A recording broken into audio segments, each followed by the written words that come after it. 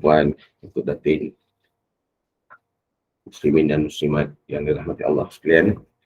Alhamdulillahirabbil alamin wa bihi nasta'in. Nahmaduhu wa nasta'inuhu wa nastahdihi wa nastaghfiruh. Wa na'udzu billahi min shururi anfusina wa min sayyiati a'malina. Man yahdihillahu fala mudilla lahu wa man yudlil fala hadiya lahu. Asyhadu an la ilaha illallah wahdahu la syarika lahu wa asyhadu anna Muhammadan 'abduhu wa rasuluh.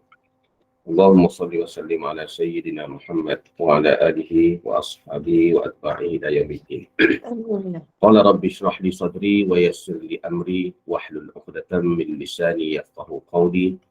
Wa qalu subhanaka la 'ilma lana illa ma 'allamtana innaka antal 'alimul hakim. Syukur kepada Allah Subhanahu Wa Taala kerana pagi ini kita dapat bersama-sama dalam majlis ilmu, dan insya-Allah kita akan bersama-sama dalam muzakarah atau perbincangan terjemahan kitab Imam An-Nawawi Tibyan fi Adab Hamalatil Quran. Puan-puan, tuan-tuan yang dirahmati Allah sekalian, saya Muhammad Mukhlis bin Hamzah. Itu je lah kot. Saya mengajar Al-Quran banyaknya di Lembah Kelang lah. Dan mula jadi guru jemputan Al-Quran di Masjid Negara pada tahun 1995 ke 96 macam tu lah. Dan Alhamdulillah sehingga hari ini masih lagi diberi kepercayaan dari pihak Masjid Negara untuk membantu mengajar di kelas pendidikan Al-Quran dewasa di Masjid Negara.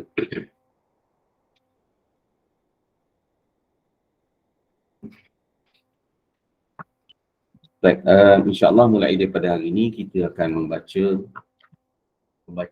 terjemahannya kitab At-Tibyan fi Adab Hamlatil Quran. Kitab ini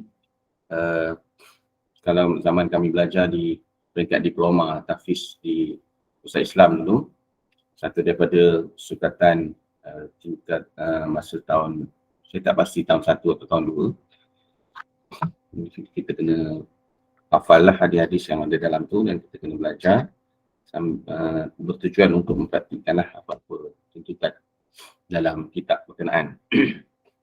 Dan kalau kita tengok dia ada kitab dia betul pas kitab Tibyan fi Adab Hamalatil Quran, tapi yang bersama saya ni adalah tak apalah, tak nampak tak apa. Kitab Manarul Huda ni dia fi bayanil waqfi wal ibtida', tapi di tepi-tepi dia ada tuliskan adab bersama Al-Quran yang ditulis oleh Imam An-Nawawi dalam bahasa Arab lah. Tapi kita tak baca yang bahasa Arab tu, kita akan baca terus yang bahasa Melayu.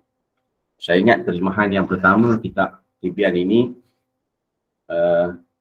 diterjemah oleh Ustaz Ismail Mahmud yang awal dulu, tahun 80-an dulu, yang pertama. Lepas tu diterjemah pula oleh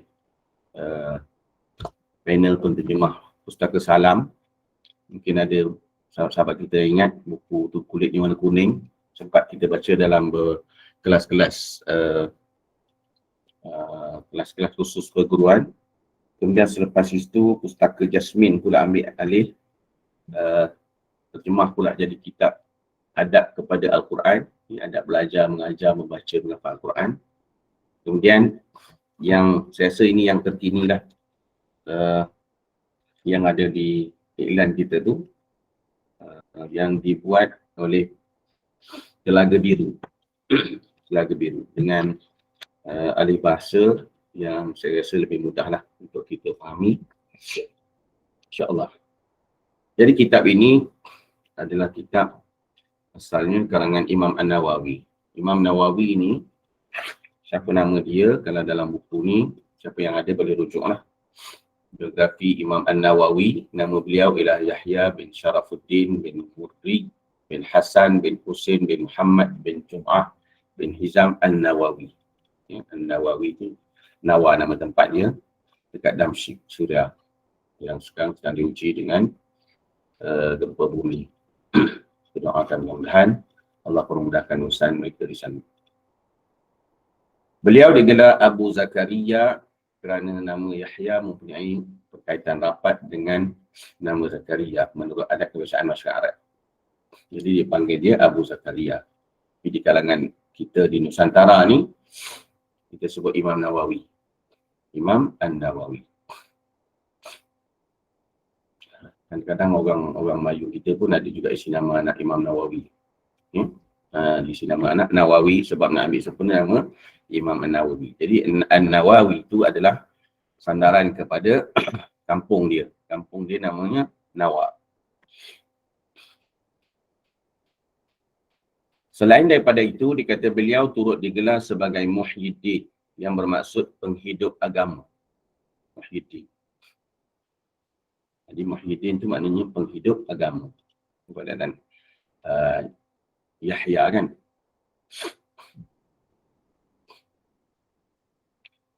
Atas kewibawaannya dalam bidang ilmu, perjuangan menghidupkan sunnah dan menentang bid'ah.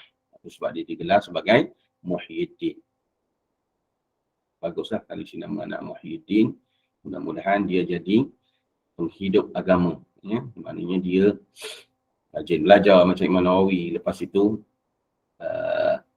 mengamalkan sunnah. Kemudian berusaha menentang bid'ah dan sebagainya. Namun Imam Nawawi ini sendiri, beliau sendiri tidak gemar digelar demikian kerana sifat merendah diri. Ulama lah ya. Ulama kita mau digelar dengan nama Muhyiddin. Dia nak panggil dia Abu Zakaria gitu je. Tak nak dipanggil dengan Muhyiddin sebab dia faham makna. Kalau kita ni, kita kena panggil, kalau nama Muhyiddin, kita panggil Muhyiddin jugalah. Sebab kita tak berapa faham sangat. Imam An-Nawawi ini dilahirkan pada bulan Muharram tahun 631 Hijrah di Nawa. Dia terletak dalam perkampungan Hauran Damsyik. Melalui nama tempat asal inilah beliau dinisbahkan lalu dikenali sebagai Imam An-Nawawi. Macam juga Imam Al-Bukhari, kerana dia tempat lahirnya Bukhara. Begitulah seterusnya. Sedikit catatan rehlah ilmu Imam An-Nawawi.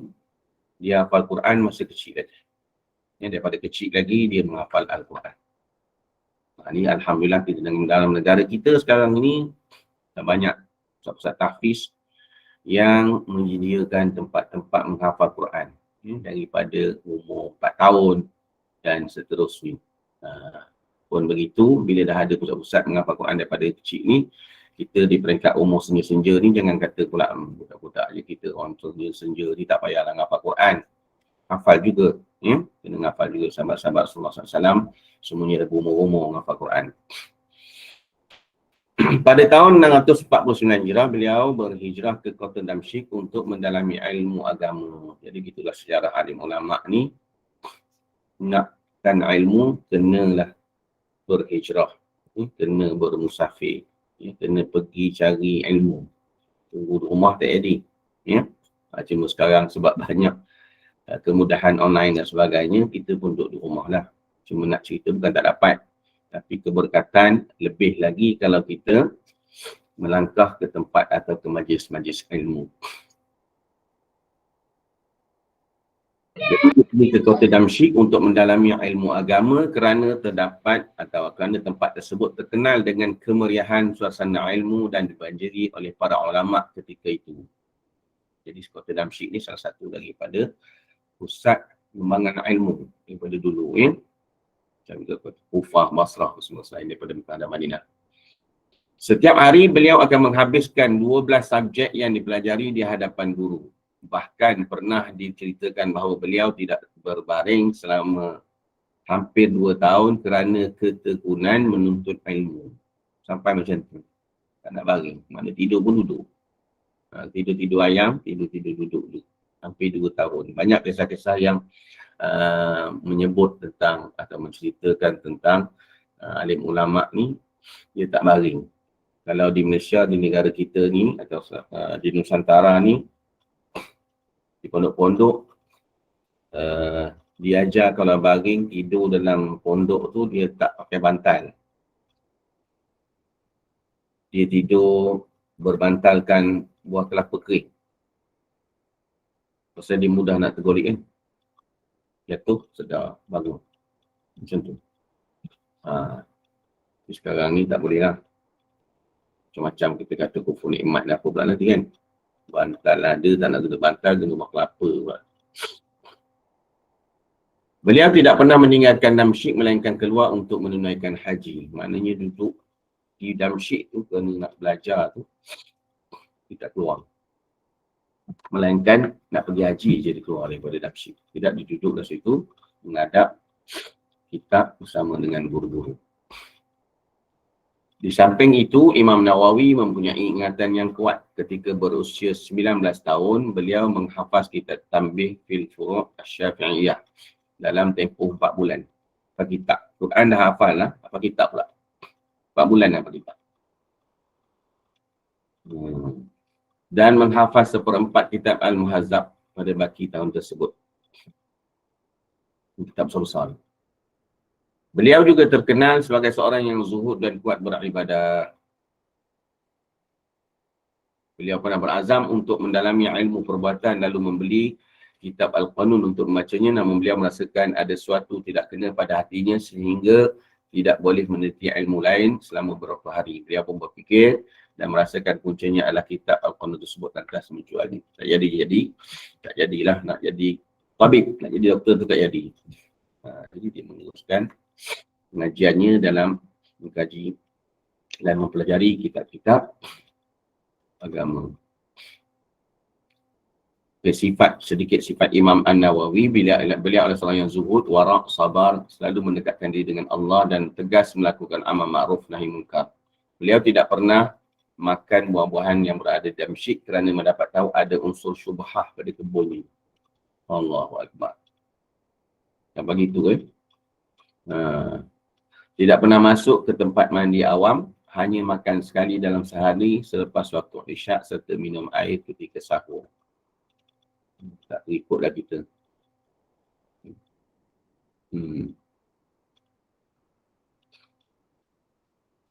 Beliau tidak menerima hadiah daripada sesiapa dan hidup berbekalkan roti dan buah tin yang diberikan oleh bapanya. Bapa dia pun sangat ambil berat tentang makanan dia. Bila ada orang menziarahinya, bicaranya adalah ilmu. Jadi tidak bercakap melainkan semua yang berfaedah yang akan membuahkan ilmu yang boleh diamalkan. Bila ada orang yang duduk bersamanya pula, beliau akan memberikannya buku supaya orang tadi tidak mengganggu. Lama-lama sangat dia bagi buku lah untuk baca. Kemudian disenaraikan dalam buku ini para guru dia, Imam Kamaluddin, Abu Hasan, Imam Syamsuddin Abdul Rahman, Al-Qadi Umar Bundar, Syekh Izzuddin Umar dan ramai lagi lah. Kemudian disebutkan juga murid-muridnya. Jadi yang alim ulama ni biasa dia sebutlah siapa guru dia, atau nak katakan dia bertalaki dengan guru-guru, bukan bertalaki dengan buku-buku. Atau dengan sekarang dengan Google sebagainya. Kemudian disebutkan juga dalam buku ini sumbangan dan karangan dia banyak. Jadi orang alim ni biasa banyak menulis. Menulis kitab. Negara kita tu ramai juga alim ulama. Orang alim yang menulis kitab-kitab yang boleh menjadi bahan rujukan kepada umat Islam. Kemudian dari segi puji-pujian, ramailah alim ulama yang memuji beliau. Contohnya Imam Az-Zahabi, dia kata Imam Nawawi ni dia kata seorang syekh, seorang imam ikutan Al-Hafiz. Al-Hafiz ni maknanya dia menghafal ribuan hadis. Ya, Quran tu memang dia hafal lah. Yang hafal Quran kita tak panggil Al-Hafiz, kita panggil Al-Qari atau Al-Muqri. Kalau menghafal banyak kira-kira yang lain dipanggil Muqri, Syekhul Makhari dan sebagainya. Jadi Al-Hafiz ni khusus untuk yang menghafaz ribuan hadis. Kemudian zuhud, kuat ibadah, faqih, mujtahid yang rabbani, Syekhul Islam dan orang yang baik dalam kalangan manusia. Abu Abdul Rahim Al-Ikhmimi berkata, Syekh Muhyiddin, yakni Imam Nawawi, menurut manhaj para sahabat. Dan kami tidak ketahui ada orang zaman kami yang menurut manhaj mereka selain daripada beliau. Cara hidupnya mengikut cara hidup para sahabat.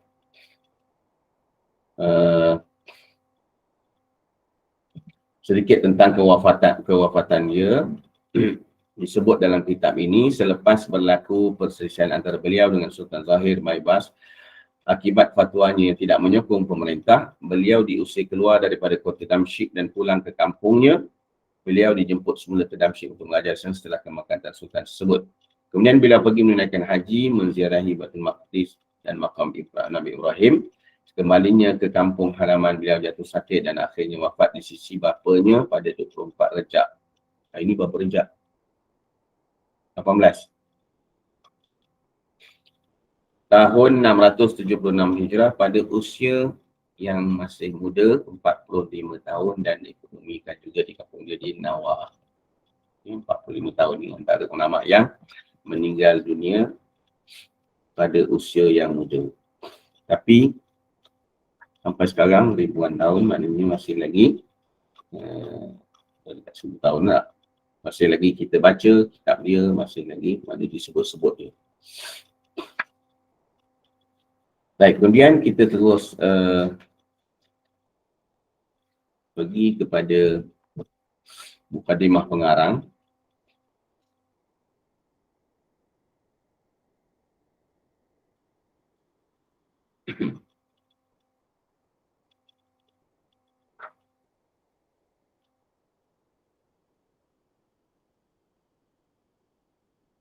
Segala puji bagi Allah yang Maha Pemurah, Maha Pemberi, pemilik kekayaan, limpah kurnia dan ihsan yang memberikan hidayah kepada kita. Memuliakan agama kita berbanding agama-agama yang lain atau fahaman-fahaman yang lain, serta menganugerahkan kepada kita pengutusan semulia-mulia makhluknya dan paling utama kekasih, teman, hamba dan rasulnya, baginda Nabi SAW. Lalu dia menghapuskan penyembahan berhala melalui baginda Nabi SAW, memuliakan baginda SAW dengan Al-Quran, sebuah mukjizat yang kekal sepanjang zaman yang mencabar sekalian manusia dan jin. Membungkam golongan yang menyimpang daripada kebenaran dan sombong, serta menjadikannya sebagai satu yang indah bagi hati mereka yang memiliki mata hati dan ma'rifat. Manusianya tidak lapuk dengan sanggahan yang banyak dan perubahan keadaan semasa. Allah memudahkannya untuk diingati, hatta anak-anak kecil pun boleh menghafaznya. Itu antara kelebihan atau mukjizat Al-Quran, budak kecil pun boleh hafal. Sekarang ni kita tengok dekat TikTok, tengok dekat Facebook dan sebagainya, banyak viral. Budak-budak kecil menghafal Quran. Siap berlagu-lagu lagi. Itu antara mukjizat Quran. Allah memudahkannya untuk diingati, hatta anak kecil boleh menghafalnya dan memberi jaminan untuk memeliharanya daripada segala bentuk perubahan dan kejadian mendatang. Quran terpelihara, tak macam kitab-kitab yang terdahulu. Kitab-kitab yang terdahulu habis semua diubah suai, mengikut selera pendeta, mengikut selera orang-orang gereja dan sebagainya lah. Ia tetap terpelihara dengan berkat pujian kepada Allah dan limpah kurnianya dari hari ke hari. Allah juga yang mengilhamkan pemeliharaan ilmu-ilmu Al-Quran kepada golongan yang cerdik dan lalu mereka menghimpunkan segala bidang ilmu berkaitan dengannya yang melapangkan dada mereka yang punya keyakinan. Kata Imam Nawawi, aku bersyukur kepada Allah atas semua nikmat tersebut. Kita pun begitu juga. Ingat hari-hari syukur dengan nikmat Allah Ta'ala beri kita Islam dan iman, dan beri kita pandai boleh baca Quran dan nak mempelajari Al-Quran, nak mendalami ilmu Quran. Dan pelbagai nikmat yang lain yang tidak terhitung. Yang ni imam-imam ataupun orang alim ni sentiasa dia sebut, dia bersyukur kepada Allah dengan nikmat Allah yang tidak terhitung. Khususnya nikmat iman. Khususnya nikmat iman. Nikmat iman ni memang tak boleh nak nilai lah kehebatan dia. Kadang-kadang kita duduk penuh-penuh seseorang kan, kita ingat-ingat kalau kita duduk atas dunia ni, kalau bukan Islam, kalau tak ada iman, tak tahulah kita ni jadi macam mana. Betul Al-Quran kata, manusia ni jadi kal an'am, sebagaimana haiwan ternakan. Hari makan, balik, tidur, gitu je lah. Jadi bila Allah Ta'ala bagi kita iman, maka ada masa dan kita syukur kerana Allah Subhanahu Wa Ta'ala dalam bulan Rejab ni kan, Isra' Mi'raj, Allah Ta'ala fardukan kepada umat Islam sembahyang solat 5 waktu je dalam 24 jam. Kalaulah tak ada sembahyang yang fardu ni, yang wajib ni, barangkali kita, saya lah pertama sekali, barangkali kita tak menghadap Allah Ta'ala pun sebab sunat. Katalah dia buat sunat je, tak ada solat wajib. Siapa yang rajin dia buat, maka sunyilah rumah-rumah Allah, maka adalah waktu-waktu ni tak ada orang sujud menyembah Allah Ta'ala. Tapi bila difardukan, kita rasa orang yang malas, ya, orang yang tidak berpengetahuan sangat sekalipun, bila dia ada iman dan dia rasa bertanggungjawab, maka dia akan solat juga, ya. Dia akan solat juga walaupun kadang-kadang hujung waktu, kadang-kadang solatnya cepat dan sebagainya, tapi dia akan solat juga, ya, untuk memastikan bahawa perintah Allah yang wajib itu dia buat. Jadi kita syukur sangat-sangat kerana adanya solat fardu tu. Kalau tidak, kita akan jadi sekutu orang yang tidak beriman, malah kadang-kadang macam Quran kata lah, akan jadi sekutu macam haiwan. Macam tu je lah hidup ni, tak ada apa. Makan, minum, tidur, main, suka berhibur dan sebagainya, itu je. Syukur sangat-sangat, ya. Allahumma ja'alna minasyakirin atau wabin nu'ama isyakirin. Ya Allah, jadikan kami ini dengan segala nikmatmu, apa jua nikmat yang kau beri, kami ini, jadikan kami ini orang yang bersyukur. Aku bersaksi, kata Imam Nawawi, bahawa tiada Tuhan melainkan Allah semata-mata, tiada tutu baginya dan penyaksian yang mengundang keampunan, menyelamatkan ucapnya dari api neraka dan menghubungkannya ke kediaman di syurga. Mudah-mudahan dengan penyaksian itu akan menghubungkan kita semua ke kediaman yang kekal di syurga. Dan lagi Imam Nawawi kata, aku bersaksi bahawa Nabi Muhammad SAW adalah hamba dan utusannya, penyeru kepada iman. Semoga Allah mengurniakan selawat, salam, kemuliaan, keagungan dan ketinggian ke atasnya, ahli keluarga dan para sahabat baginda sepanjang masa. Sebab ni, disebut antara doa waktu yang bagus doa tu ialah doa selepas azan ni, jawab azan dan doa selepas azan, iqamah tu. Dalam tu dia disebutkan kita mohon kepada Allah SWT semoga dikurniakan selawat, salam, kemuliaan, keagungan dan ketinggian ke atas Nabi SAW. Ya, banyakkan selawat kepada Nabi SAW. Ya, Nabi kata apa? Yang paling dekat dengan aku nanti ialah yang paling banyak berselawat kepada aku. Adapun seterusnya, sesungguhnya Allah SWT mengurniakan kepada umat ini, semoga Allah Ta'ala menambah kemuliaannya, agama yang diridainya iaitu Islam. Dan mengutuskan sebaik-baik makhluk kepada mereka itu Nabi Muhammad SAW. Semoga baginda memperoleh seutama selawat, keberkatan dan kesejahteraan. Allah Ta'ala turut memuliakan umat ini dengan kitabnya yang merupakan sebaik-baik kalam dan menghimpunkan segala perkara yang diperlukan berupa kisah-kisah orang terdahulu dan kemudian pengajaran, perumpamaan, adab-adab, hukum hakam dan hujah-hujah yang pasti lagi nyata yang menunjukkan kepada keesaannya. Di samping perkara lain yang dibawa oleh para rasulnya, semoga selawat dan salam daripada Allah SWT dilimpahkan ke atas mereka, para anbiya. Begitu juga Al-Quran menghimpunkan hujah-hujah yang mengalahkan kuat kufar, mereka yang sesat dan berperibadi hina. Allah juga melipat gandakan ganjaran pahala kepada dalam pembacaan Al-Quran serta memerintahkan supaya mengambil berat dan mengagungkannya, melazimi adab-adab bersamanya serta sedaya upaya memberi penghormatan kepadanya. Sesungguhnya ramai daripada kalangan ilmuwan dan tokoh telah mengarang buku-buku berkaitan kelebihan membaca Al-Quran yang dikenali di kalangan para penuntut ilmu. Yang banyak ya, kitab-kitab berkenaan dengan kelebihan membaca Al-Quran ni banyak ditulis. Sekarang ni pun banyak juga ditulis, dihimpunkan hadis-hadis berkaitan dengan kelebihan Al-Quran. Namun kesungguhan untuk mengingatinya lemah sebab setengah-setengah kitab tu diteban. Malah untuk menelaahnya pun jadi lemah, jadi malas sebab rasa kitab-kitab ni tak ada apa, cerita ni cerita tentang kelebihan baca Quran je, jadi orang lemah nak baca, orang rasa macam malas nak baca. Maka jadilah ia tidak dimanfaatkan kecuali oleh individu-individu yang mempunyai kefahaman. Kata Imam Nawawi. Aku melihat ramai penduduk di negeri kami, di Syria, Damsyik. Semoga Allah Ta'ala melindungi dan meliharanya serta seluruh umat Islam. Dia kata dilihat ramai penduduk di Damsyik selalu mengambil berat terhadap pembacaan Al-Quran Al-Aziz. Sama ada dengan cara mempelajari atau mengajarnya dalam bentuk pembentangan, kajian yang dilakukan dalam kumpulan atau sendirian. Sambil bersungguh-sungguh melakukan semua ini pada waktu malam dan siang. Semoga Allah menambah kesenangan mereka terhadap Quran dan jenis perkataan dan demi mengharapkan redha Allah, pemilik keagungan dan kemurahan. Jadi tengok dia kata masa dia nak nulis kitab tu, dia tengok di dalam sheet tu ramai orang yang mengajar Quran, belajar Quran, yang mengkaji, yang buat seminar. Macam kita lah sama buat seminar, buat bengkel, apa lagi, macam-macam nama. Ya? Bengkel tahsin qiraat, bengkel tajwid Quran dan sebagainya lah. Tadabbur, semua macam-macam. Kemudian dia kata lantas hal ini mendorongku untuk menghimpunkan sebuah ringkasan berkenaan adab-adab ahli Quran. Kemudian sifat-sifat para penghafaz dan penuntut atau orang-orang yang belajar Al-Quran.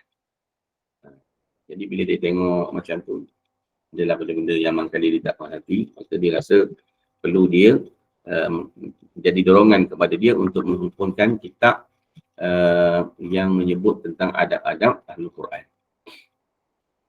Allah SWT telah mewajibkan sikap ikhlas terhadap kitabnya. Antara bentuk ikhlas tersebut ialah menjelaskan adab-adab penghafaz dan penuntut Al-Quran. Membimbing dan mengingatkan mereka supaya sentiasa bersikap ikhlas terhadapnya. Jadi itulah, mudah-mudahan bila kita baca kitab ni nanti, kita sentiasa semat dalam hati kita, ikhlas belajar Quran. Ikhlas kita mempelajari Quran. Aku cenderung kepada kandungan yang ringkas dalam buku ni. Dia kata dia nak buat buku ni ringkas je lah. Ya, dan mengelakkan perbahasan yang panjang dan melirik-lirik.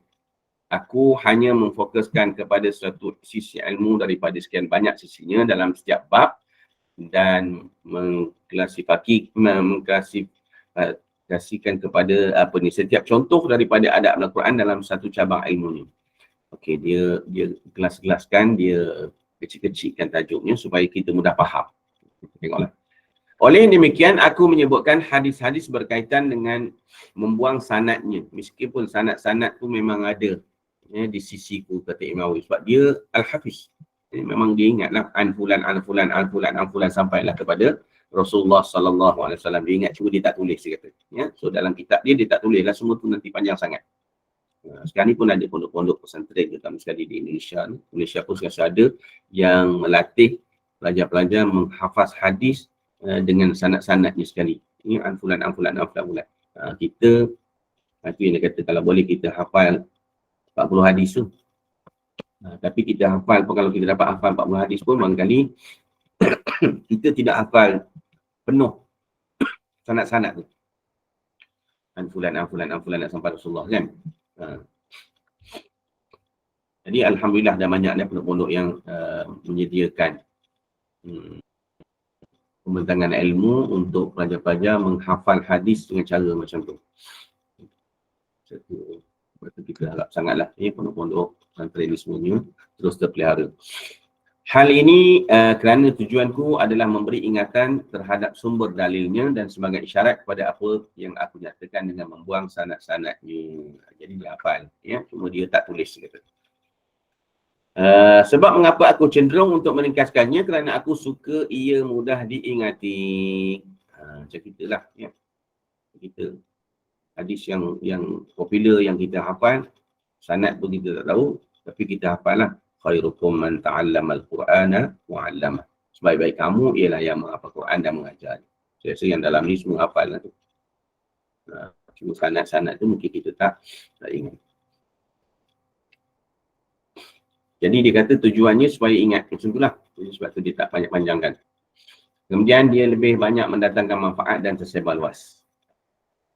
Kemudian menggunakan nama dan bahasa yang rumit pada mana-mana bab, aku khususkan huraian dan penelitian yang ringkas lagi jelas terhadapnya menurut urutan dalam suatu bab di akhir kitab bertujuan menyempurnakan manfaat yang diperoleh pembaca Al-Quran dan menghilangkan keraguan kepada penuntutnya. Dia ada di belakang. Sejumlah kaedah dan faedah yang penting lagi berharga dimasukkan dalam tersebut dan bab-bab yang lain. Aku juga memberikan penjelasan terhadap satu hadis yang sahih dalam hadis, akan sebut nanti kalau hadis sahih tadi lemah tu dia akan sebut. Dengan disandarkan kepada imam besar yang meriwayatkannya. Namun dalam beberapa keadaan ada antaranya aku lupa disebabkan jarang ditemui, ada juga maknanya yang gharib. Ketahuilah bahawa ulama hadis dan selain mereka mengharuskan beramal dengan hadis lemah pada perkara-perkara fadail amal. Ini boleh. Ya, sebagian ulama kata boleh beramal dengan hadis-hadis yang lemah. Ya, untuk perkara yang boleh memberi atau menyebut tentang kelebihan-kelebihan beramal. Yang tak pakai hadis lemah itu.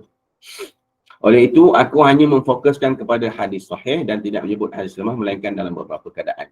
Hanya kepada Allah SWT yang Maha Pemurah jugalah pergantungan dan pengarangku, dan kepadanya juga aku berserah serta meletakkan sandaran. Aku memohon kepadanya agar berada di atas jalan yang lurus, terpelihara daripada keadaan orang-orang yang menyimpang dan degil, dan kekal pada jalan tersebut serta sentiasa mendapat pertambahan dan kebaikan. Aku merendahkan diri kepada Allah supaya dia memberi petunjuk kepadaku, juga kepada kita. Amin. Menjadikan aku dan daripada kalangan orang yang takut dan bertakwa kepada dia dengan sebenar, memberikan petunjuk kepada ke arah niat yang baik, memudahkan segala jenis kebaikan bagiku, membantuku melakukan pelbagai perbuatan mulia, dan menjadikan aku sentiasa berada di atas keadaan ini hingga akhir hayat. Aku juga memohon agar Allah mengurniakan semua yang disebutkan tadi kepada seluruh orang yang aku kasihi dan muslimin serta muslimat. Amin. Mudah-mudahan kita semua yang membaca kitab ini. Cukuplah Allah bagi kamu dan dialah sebaik-baik penolong. Tiada daya upaya, la haula wala quwwata illa billah. Baik, itu dia muqaddimah yang ditulis oleh Imam An-Nawawi. Kemudian daripada itu, dia terus menulis bab yang pertama, himpunan kelebihan Al-Quran dan para penghafaz ni. Dimulakan dengan firman Allah Subhanahu Wa Taala yang selalu kita baca dalam surah Fatir ayat 29 hingga ayat 30.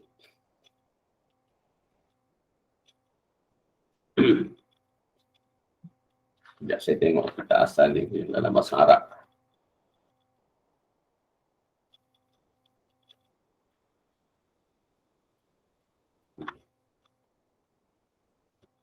Baik, firman Allah Subhanahu wa taala, a'udzu billahi minasyaitonir rajim. Innal ladzina yatluna kitaballahi wa aqamus shalah wa anfaqu mimma razaqnahum sirran wa 'alaniyatan yarjuna tijaratan lan tabur liyuwaffiyahum ujurahum wa yazidahum min fadlihi innahu ghafurun syakur. Ini ayat yang mula-mula Imam Nawawi letak dalam bab yang pertama, kelebihan membaca Al-Quran dan para penghafaz.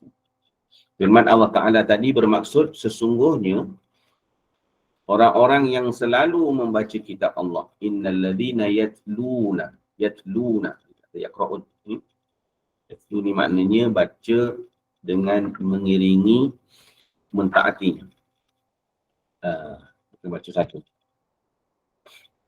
Kitab Allah, yang selalu baca kitab Allah Quran. Wa aqamus salat, dan tetap mendirikan salat. Bila aqamus salat dia akan ikuti dengan wa anfaqu mimma razaqnahum, dan mendermakan, membelanjakan mimma sebahagian. Ya. Daripada apa yang kami kurniakan kepada mereka, sirran secara sembunyi, wa alaniyah dan secara terbuka. Jadi mereka ini yarjuna tijaratan lan tabur. Ya, dengan amalan yang demikian mereka mengharapkan sejenis perniagaan yang tidak akan mengalami kerugian. Jadi itulah kita dengan dunia ni pun kita juga bila kita nak bagi saham dan sebagainya, niaga dunia ni pun macam tu juga kita tanya dulu untungnya macam mana. Jadi ini Allah Ta'ala sebut untung ni terus sini.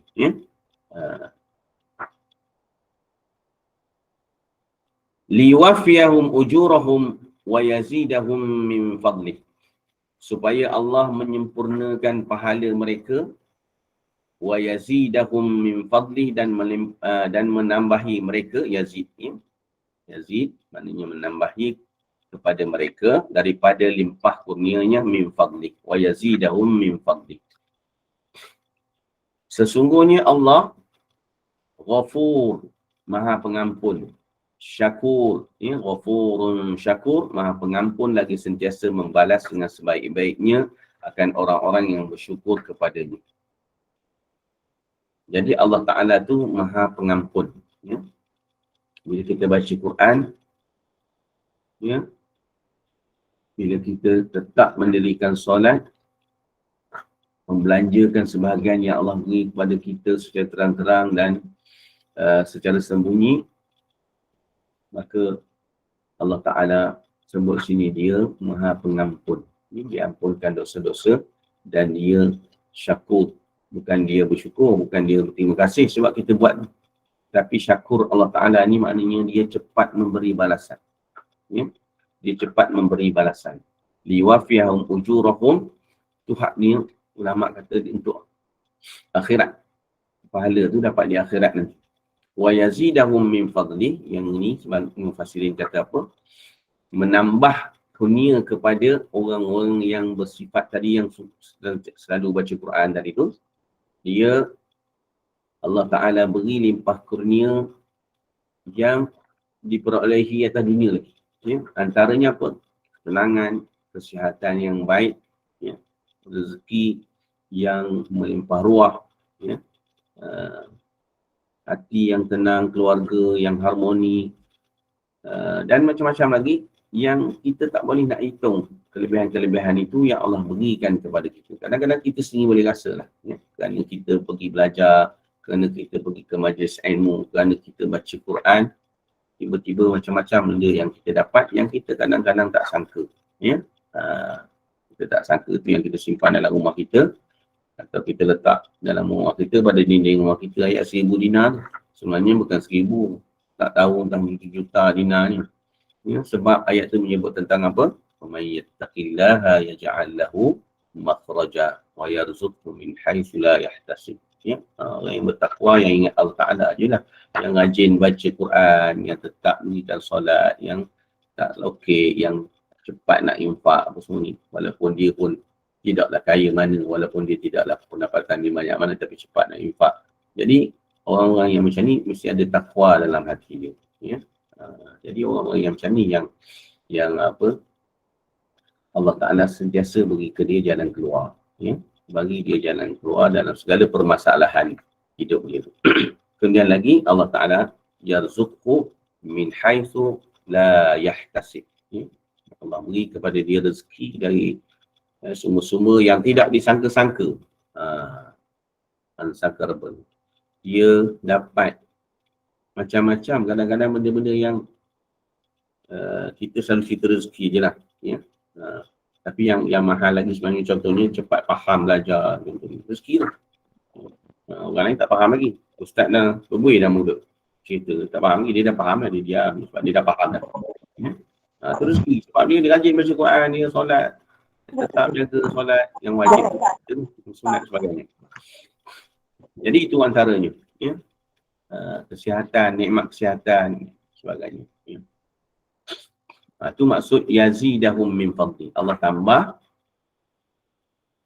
kelebihan-kelebihannya kepada orang-orang yang ada sifat tadi, yang rajin baca Quran, ya, tetap berikan solat dan membelanjakan sebahagian daripada apa yang Allah berikan kepada dia. Jadi kita ingat selalu Allah itu ghafurun syakur. Allah itu maha pengampun lagi cepat memberi balasan. Jadi saya rasa pencinta Al-Quran, hafal ayat ni, ya, hafal ayat ni, supaya kita nak sikit-sikit lah, ya, jadi macam Imam Nawawi bila jumpa kawan-kawan, keluarga balik kampung sebagainya, sembang-sembang, baca sikit ayat Quran, ya, supaya kita dapat manfaat ni, maka kita pun terjemahkan sikit ayat Quran yang kita baca, ya. Ayat ni saya rasa semua orang-orang terutama sekali yang mengajar Quran sebagainya hafal ayat ni, ya, hafal 2 ayat ni, innalladzina yatluna kitaballah ni, ya, supaya dia memberi menjadi tasjid, menjadi apa, memberi rangsangan kepada orang atau sahabat kita atau orang yang kita ajar tu makin lebih rajin belajar Al-Quran, mendalami Al-Quran. Itu tujuan dia. Baik, itu ayat Quran yang pertama. Kemudian lepas itu kata Imam Nawawi menuliskan atau menukilkan hadis yang saya sebut tadi, ya, hadis yang diriwayatkan daripada Sayyidina Uthman bin Affan radhiyallahu anhu. Katanya Rasulullah sallallahu alaihi wasallam bersabda, kata Sayyidina Uthman, ya, dengar Rasulullah SAW bersabda, khairukum man ta'allama al-Qur'ana wa 'allamah. Ini pun saya rasa hadis yang memang dihafal lah, sama sekali oleh kelak pencinta Al-Quran. Sebaik-baik orang dalam kalangan kamu ialah orang yang mempelajari Al-Quran dan mengajarnya. Jadi memang sifatnya begitu. Yang orang yang belajar Quran ni, dia macam automatik. Dia macam automatik, dia akan mengajar. Dia akan mengajar Al-Quran. Jadi dia automatiklah dapat termasuk dalam khairukum, sebaik-baik kamu. Ya, sebab dia belajar dan mengajar. Masa belajar tak ada niat pun nak mengajar. Tak ada niat pun nak jadi ustazah, ustaz nak mengajar Quran. Tapi sebab berkat daripada belajar Al-Quran tu, siang malam pergi belajar Quran, pergi masjid negara, pergi masjid wilayah dan sebagainya, belajar Quran menghadap guru. Sikit-sikit kanan dapat sepatah dua je pergi tu. Kadang-kadang benda-benda yang sama je, ulang balik. Tapi berkat daripada itu, maka orang berhati-hati, ya, jiran duk berhati-hati, dia suruh ajar anak dia mengaji. Daripada situlah maka kita pun mula mengajar Al-Quran. Ya? Bermula dengan mengenal huruf. Ini banyak pahala mengenalkan budak-budak atau mak budak, ayah budak, tak kira lah. Huruf itulah pahala yang paling besar berpanjangan. Ya? Sebab itu yang mulanya. Ya? Itu yang mulanya. Dia akan bermula kenal Quran tu dengan mula kenal huruf Quran. Baris-baris Al-Quran panjang pendek dan sebagainya. Jadi sebab tu pahala mengajar Quran yang asas tu yang lebih banyak lagi daripada yang peringkat yang dah tinggi-tinggi. Gitu. Saham dia banyak. Jadi mudah-mudahan kita termasuk dalam kalangan man ta'allama al-Quran wa 'allamah. Dan orang yang mengajar Quran ini, dia tak tinggal belajar. Memang sifat dia gitu. Ya, sebab tu kami, guru-guru kami juga macam tu. Ya, walaupun dah bertaraf masyayikh, ya, bertaraf tinggi, ya, Syekhul Azhar, maknanya syekh-syekh daripada Azhar yang menghafal Quran. Mereka juga ada halaqah-halaqah mengulang kaji Al-Quran, ya, sesama mereka. Maknanya tak tinggal belajar. Ya, walaupun dah peringkat mengajar, dah peringkat membentangkan kertas kerja dan sebagainya, tapi masih lagi terus belajar. Jadi mudah-mudahan Allah jadikan kita dari kalangan itu dan sentiasa dah berterusan hingga ke akhir hayat, insya-Allah. Hadis ini diriwayatkan oleh Imam Abu Abdullah Muhammad bin Ismail bin Ibrahim Al-Bukhari. Panjang buat disebut sini, ya. Jadi kalau dalam kitab-kitab atau dalam buku-buku biasa disebut apa? Rawahul Bukhari. Ya. Rawahul Bukhari. Jadi bila disebut hadis itu dari Imam Bukhari, maka kitab itu, hadis itu adalah hadis sahih. Ya. Dan kita boleh tengoklah dalam kitab ni. Ya, di hadis Imam Bukhari ini yang paling sahih selepas Al-Quran Karim. Hadis yang diriwayatkan oleh Imam Al-Bukhari. Biasanya dia akan sebut Rawahul Bukhari saja, tak sebut dalam panjang ni. Itu hadis yang pertama berkaitan dengan kelebihan Al-Quran dan para penghafaz tu. Sayyidatina Aisyah radhiyallahu anha meriwayatkan dengan berkata, Rasulullah sallallahu alaihi wasallam bersabda, alladhi yaqra'ul Quran wa huwa mahirun bih ma'as safaratil kiramil bararah walladhi yaqra'ul Quran wa huwa yatata'ta'u fihi wa huwa syaqun 'alaihi lahu ajran. Atau kama qala sallallahu alaihi wasallam. Hadis ini diriwayatkan oleh Imam Bukhari dan Imam Muslim.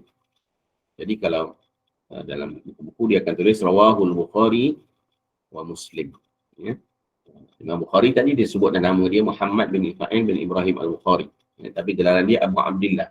Adapun Imam Muslim, gelaran dia Abu Husain. Nama dia Imam Muslim lah. Muslim bin Al-Hajjaj bin Muslim Al-Hushairi An-Sabur.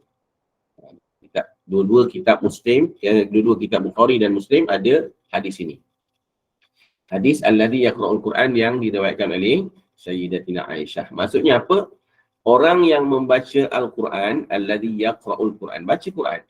Wa huwa mahirun bihi, mahir dengan Quran. mahir dengan Quran. Nanti dia akan duduk bersama-sama para malaikat pencatat amalan yang mulia. Ada yang katakan malaikat wahyu. Dan yang pentingnya kedudukan dia nanti bersama para malaikat. Ya.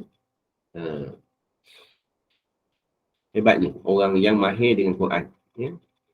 Orang yang hafal Quran, yang mahir dengan Quran ni kedudukan dia setara para malaikat. Manakala orang yang membaca Al-Quran dan susah payah dan Al-Quran itu membuatkannya sukar untuk dibaca, baginya 2 ganjaran pahala. Dia tak sebut orang yang mahir je. Dia sebut dalam hadis ini juga untuk orang yang payah, baca Quran payah. Ya? Susah. Macam Hafs sendiri, ya. Hafs, Imam Hafs yang kita belajar Quran mengikut riwayat Hafs sendiri, diriwayatkan dia ni sebenarnya asalnya dia bahasa kita kata macam lembab lah sikit. Dia belajar lembab. Tapi dia tak putus asa dan dia rapat dengan tok guru dia Asim.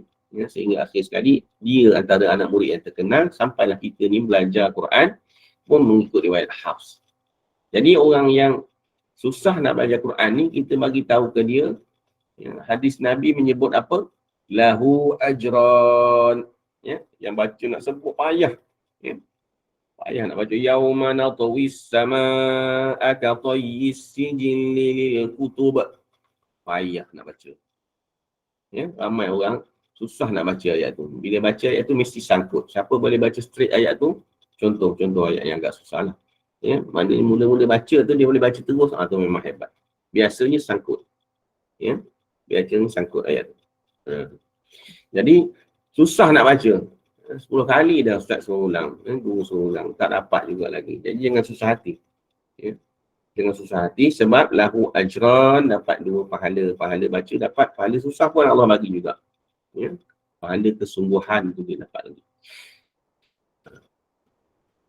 Jadi biarlah bersusah-susah membaca Al-Quran, bersusah-susah mempelajari Al-Quran. Ya, mudah-mudahan ganjaran pahalanya banyak.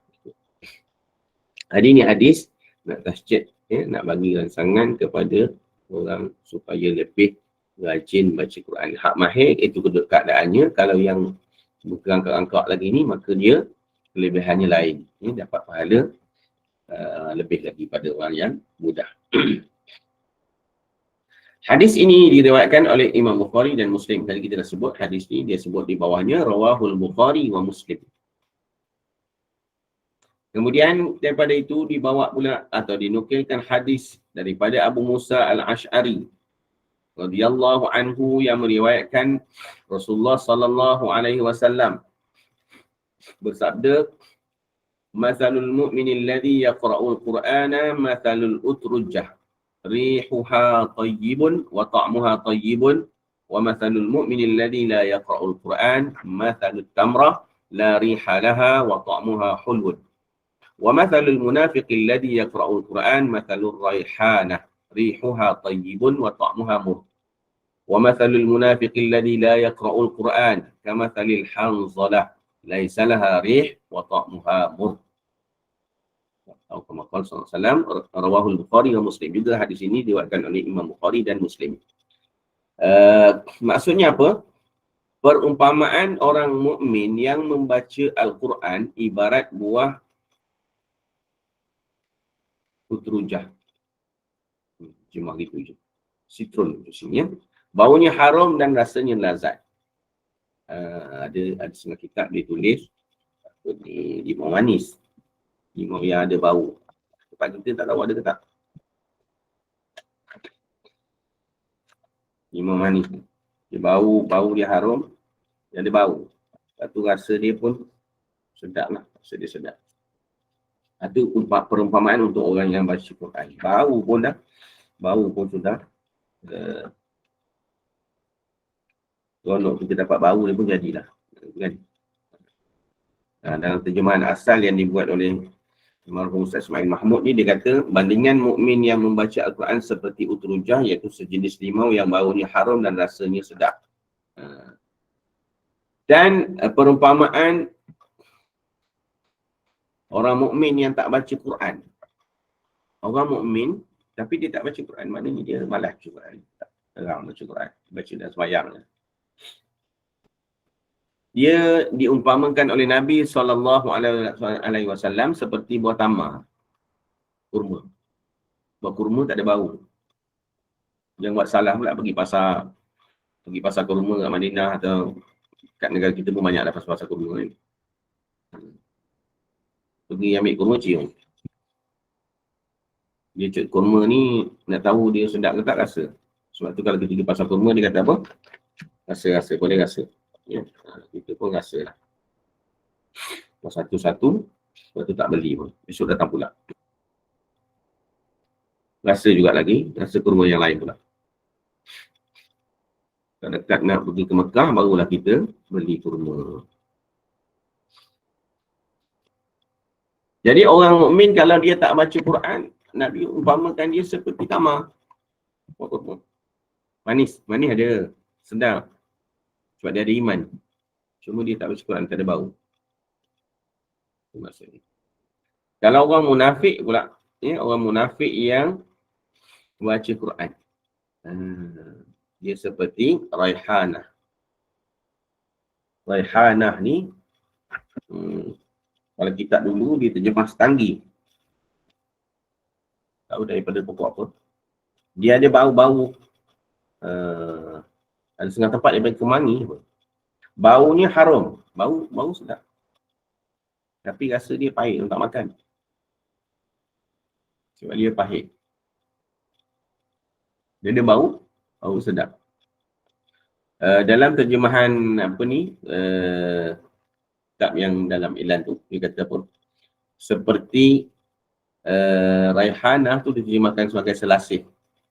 Baunya haram tetapi rasanya pahit. Ya. Orang boleh rasa sendiri lah. Biji selasih. Pahit kan? Tak mamah tu, nak telan terus. Itu ibarat atau perumpamaan bagi orang munafik yang baca Quran. Kalau orang munafik tak baca Quran pula, dia macam Hanzalah. Ada disebut sebagai bitter apple. Ada disebut bitter cucumber. Kalau terjemahan dulu dia mudah je sebut timun pahit. Ya, timun pahit ni dia tak ada bau. Dan rasanya pun pahit. Ada kan? Kat hutan ada buah yang macam buah timun tu, dia pahit. Bau memang tak ada lah. Pahit. Itu monyet yang lapar sangat je pun kalau makan pun. Sebab dia pahit. Itu perumpamaan bagi orang munafik tak baca Quran. Mudah-mudahan Allah jauhkan kita dari sifat-sifat munafik. Allahumma tahhir qulubana minan nifaq. Kemudian kita tengok lagi hadis seterusnya. Hadis ini tadi yang diriwayatkan oleh Abu Musa Sy'ari, kemudian yang diriwayatkan oleh Imam bin Al-Khattab. Sayyidina Umar bin Al-Khattab radhiyallahu anhu meriwayatkan Nabi sallallahu alaihi wasallam bersabda, "Inna Allah Ta'ala yarfa'u bihadzal kitab aqwaman wa yad'u bihi akharin."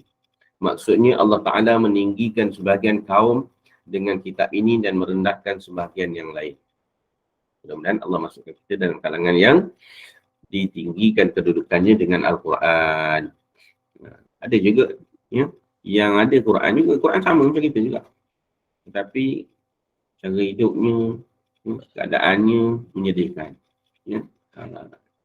Sampai jadi macam itulah. Kalau Quran tu tersimpan je kan. Tak dibaca. Quran sukan dah tahu doa tu Quran. Sekadar itu saja.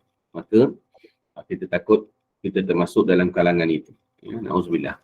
Jangan sampai kita termasuk dalam kalangan orang yang yad'u bihi akharin. Allah Ta'ala rendahkan kedudukan dengan Quran itu juga. Maknanya ada Quran itu simpan je. Hadis sini diriwayatkan oleh Imam Muslim. Tak ada dalam kitab Bukhari. Abu Umamah Al-Bahili pula meriwayatkan dengan berkata, aku mendengar Rasulullah sallallahu alaihi wasallam bersabda, Iqra'ul Qur'ana fa innahu ya'ti yaumal qiyamati syafi'an li ashabi. Hadis ni popular dan banyak kali ada dengan matan yang lain. Hadis ini juga diriwayatkan oleh Imam Muslim yang bermaksud bacalah Al-Quran kerana sesungguhnya ia akan datang pada hari kiamat sebagai pemberi syafaat kepada pembacanya. Jadi hadis ini ya, yang sangat memberi sangatlah kepada kita mudah-mudahan ya, untuk rajin baca Quran. Ya, mudah-mudahan Quran itu akan memberi syafaat kepada kita. Ya, sebab ni memang confirm Nabi kata apa? Fa innahu Al-Quran itu ya'ti yaumal qiyamati syafi'an li ashabi. Ya, dia datang pada hari kiamat sebagai pemberi syafaat kepada para pembaca. Ya, malahkan banyak lagi kan hadis-hadis yang lain yang menyebut bukan saja pada hari kiamat nanti, bahkan dalam alam barzakh lagi Quran itu sudah mula memberi syafaat kepada pembacanya. Hadis berkaitan dengan surah Al-Mulk, kalau dibaca maka dia akan selamat daripada azab kubur. Jadi ini semuanya hadis-hadis yang memberi rangsangan kepada kita untuk terus istiqamah baca Quran. Untuk kita istiqamah rajin baca Quran. Jadi lagi banyak kita baca, lagi banyak kita hafaz, maka lagi banyaklah nanti insya-Allah yang akan datang memberi syafaat kepada kita. Mudah-mudahan. Ya. Jadi hadis ini juga dalam kitab Imam Muslim. Ya. Cuma periwayatnya hadis ini ialah Abu Umamah Al-Bahili. Abu Umamah Al-Bahili banyak dia meriwayatkan hadis. Selalu kita dengar kan. Berapa, dah habis masa kita ni, ada lagi? Ada saya baca lagi. Ustaz? 10.30 Ustaz, berhenti lah Ustaz. Kan penat dah. Penat dah. Jadi, kalau ikut kajian dia, kita boleh duduk tenang 40 minit je. 40 minit dia macam-macam. Setuju. Kan?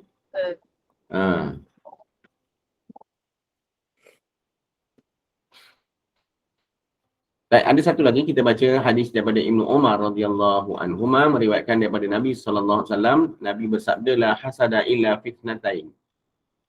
Tidak ada hasad atau iri hati melainkan kepada dua orang. Rajulun atahu Allahul Quran fa huwa yaqumu bihi ana al-lail wa ana an-nahar. Wa rajulun atahu Allahu malan fa huwa yunfiquhu ana al-lail wa ana an-nahar. Hadis ini ada dalam kitab Bukhari dan Muslim. Rawahul Bukhari wa Muslim. Tidak boleh iri hati melainkan kepada dua orang, iaitu yang pertama lelaki yang dikurniakan Quran, yang dikurniakan Al-Quran oleh Allah Ta'ala. Maknanya Allah Ta'ala beri dia Quran dan dia mengamalkannya. Ya, dia maknanya dia baca dan dia amalkan Quran itu. Siang malam dia dengan Quran. Tak berenggang dia dengan Quran. Dia sebut laki-laki ni maknanya termasuklah perempuan. Ya. Kemudian yang kedua, lelaki yang dikurniakan harta oleh Allah lalu dia menginfakkannya malam dan siang. Ini boleh kita iri hati. Kita nak jadi macam ni. Bukan kita nak rosakkan dia. Maksudnya bukan kita iri hati. Maksud dengan erti kata kita nak jadi macam dia. Macam tu. Kita nak juga, kalau boleh nak jugalah jadi macam ustaz tu, ustazah tu. Tak benggang dia dengan Quran. Duduk sekejap ni. Masing-masing sikit, baca Quran pula lepas tu. Contoh gitu. Begitu dari segi memberi atau membelanjakan atau bersedekah, juga dia dilihat selalu. Maknanya dia tidak rokit. Jadi kita boleh iri hati. Ya? Maksudnya kita boleh rasa nak jadi macam tu. Nak jadi macam tu jugalah. Nak jadi macam tu juga. Itu boleh. Yang tu boleh dibenarkan. Pada orang. Dalam hadis yang lain disebut atahullahul hikmah. Allah Ta'ala beri dia hikmah, ini ilmu pengetahuan yang dia dilihat mengamalkan ilmunya, atau dia dilihat sentiasa tawaduk lah, sesuai dengan ilmu yang dia ada. Siang malam dia dengan majlis ilmu, itu sama jugalah dengan maksud hadis lelaki yang dikurniakan Al-Quran itu. Jadi mudah-mudahan adalah sifat tu pada kita. Ya, bila tengok orang-orang yang macam ni, kita rasa nak jadi macam tu, nak jadi macam tu. Jadi orang-orang yang macam tu dia dapat pahala lebih lagi. Ya, sebab dia secara tak langsung sudah berdakwah bilhal, dengan perbuatan. Dakwah dengan perbuatan. Adalu alal khairi kafa'ili. Ya. orang yang bagi jalan untuk orang buat kebaikan, maka dia dapat pahala sebagaimana orang tu buat. Jadi kalau dia jadi rajin dengan Quran, orang tiru dia, orang ikut cara dia, olehlah pahala kepada dia yang berpanjangan. Itu juga kerana dia rajin infak, orang pun tengok dia, lalu orang ikut dia, maka dia bolehlah pahala berpanjangan. Ya, sebab dia infak dia tadi menyebabkan orang lain ikut. Itu hadis yang terakhir yang kita baca pada hari ini dalam bab yang pertama, himpunan kelebihan membaca Al-Quran dan para penghafaz ni. Ya, mudah-mudahan Allah Subhanahu Wa Taala memberikan kepada kita petunjuk, taufik dan hidayah, dan melekatlah mati kita apa-apa yang kita dapat pada hari ini. Yang salah nanti kalau ada persiapan sebagainya bagi dan saya lah. Ya. Sebab saya sebenarnya bukanlah orang yang layak untuk membaca kitab Imam Nawawi yang besar ni. Jadi sekadar itu dulu. Aqul qawli hadza wa astaghfirullahal azim li wa lakum. Wassalamualaikum warahmatullahi wabarakatuh. Waalaikumsalam warahmatullahi wabarakatuh. Ustaz, kita boleh buka soalan? Ada 2-3 soalan kat sini. Boleh Ustaz ya? Saya baca daripada Puan Niksum.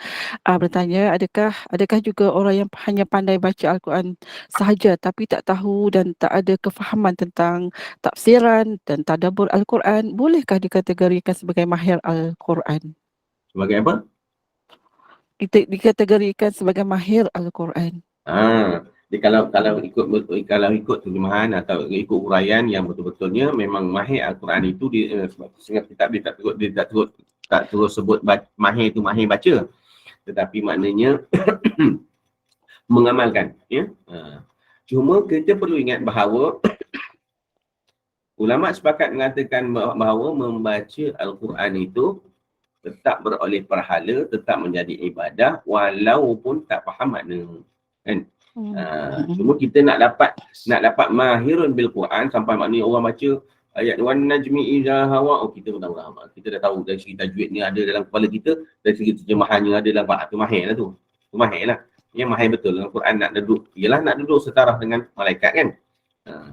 Jadi tentulah maknanya lebih lagi lah, bukan setakat belajar, bukan setakat mahir boleh baca saja, tetapi juga mahir dengan huraian-huraiannya dan mengamalkan ini. Allah Ta'ala. Dan soalan yang kedua daripada Nur Adida, Ustaz, bagi budak-budak yang baru nak belajar, mana yang lebih berkesan dengan mula baca Iqra' ke atau Muqaddam? Muqaddam tu yang kita belajar dulu lah, kan. Sebenarnya begini, nak belajar Quran ni tak kira lah bermula dengan apa. Cuma kalau kita dulu kita guna Muqaddam Baghdadi je, kan. Yang plastik tu banjir pun dia tak hilang tulisan tu. Ada lagi tu. Sebab asas, ya. Cuma kalau di Malaysia ni, pada saya lah, lebih baik guna Iqra' tu bukan apa, sebab sekolah pun guna Iqra'. Jadi bila kita guna Iqra', budak ni dia tidak confuse, kan. Takut ni di sekolah dia belajar lain, balik rumah maknya ngajar guna Muqaddam pula, cara lain pula. Jadi kalau mak nak guna Muqaddam juga, dia kena ada dua-dua tu. Kena tengok anak dia baca apa. Dekat muka Iqra' tu baca apa. Jadi dia kena combinekan kedua sekali. Sebab kadang-kadang di sekolah, bukan kadang-kadang, memang tak sempat masa cikgu atau ustaz nak mengajar kerana masa sikit, orang ramai. Jadi kena cover lah mak ayah di rumah. Cover, tambah. Contoh sebab Iqra' ni dia tak mengeja, kita tambah mengeja. Maknanya Muqaddam tu kita guna juga. Ataupun kita tak guna Muqaddam, cuma kita guna cara mengajar Muqaddam. Kan cara mengajar Muqaddam dulu kan kita mengeja, kenal huruf, kenal baris. Sebab kita bimbang takut budak-budak boleh baca tapi dia tak kenal baris, tak kenal huruf. Bila tanya huruf sin, dia kata huruf sa. Allah Ta'ala alam. Maaf Ustaz. Okey, Puan Nur Arida nak tanya soalan, silakan. Macam ni, sebab cucu saya kalau dia tunjuk huruf alif, dia kata ini apa? Ni huruf A, dia kata. Sebab dia dah terbiasa kan. Abata, kata. Ada ke huruf sebenarnya alif tu kita bagi tahu alif ataupun A? Kena bagi tahu alif. Ya? Kena bagi tahu huruf alif. Bagi tahu alif. Saya rasa pendekatan terbaru sekarang ni, guru-guru agama, guru Al-Quran pun dia dah mula kenalkan dulu huruf kepada Banyaklah kebanyakan guru dia. Oh, dah ada. Sebab apa? Kebanyakan Kita bila tunjuk alif, dia kata ini huruf A. Dia kata. Jadi, dia Itu yang masalah tu. tak salah. Itulah masalah dia tak kenal Huruf ni huruf. kalau kita tak cover dengan memperkenalkan huruf tu, nanti memang sampai bila-bila dah dia huruf sin, huruf sa, Dia menganggap itu ghain, huruf huruf wa, jadi gitu. Oh, sebenarnya Jadi memang ini alif. Macam yang kita belajar dulu lah ya. Ya. Okey. Terima kasih. Sama. Assalamualaikum. Dan Waalaikumsalam. Dan kiranya kita dah boleh berhenti di sini dulu dan insyaAllah kita akan bersambung di kemudian hari insyaAllah. Jazakallahu khair al-fadhil Ustaz Haji Mukhlis dan terima kasih atas perkongsian ilmu dan menjaga adab dengan Al-Quran itu sama ada untuk membaca, menghafal dan mentadabbur. Ibarat kita menjaga adab dengan Allah SWT, maka usahakanlah selalu untuk sentiasa menjaga adab dengan Al-Quran dan sentiasa berdoa mengharapkan ampunan dan rahmat darinya supaya sentiasa kita tergolong di kalangan orang-orang yang terus menerus mencintai Al-Quran. Dan dari pihak pengajar, daripada pihak pengajar, pihak kelab sahabat penjaga ini mengucapkan terima kasih kepada para sahabat sekalian sudi hingga ke akhir majlis ilmu ini, dan terima kasih kepada penaja juga. Semoga dimurahkan rezeki dan semoga taja ini membawa bekalan hingga ke akhirat kelak. Ustaz, kita tangguhkan dulu lah Ustaz kita punya sesi perkataan ilmu ini dengan kafaratul majlis dan surah Al-Asr. Silakan Ustaz.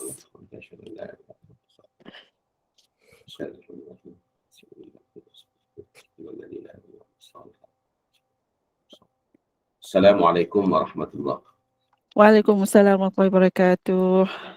Terima kasih Ustaz. Ustaz.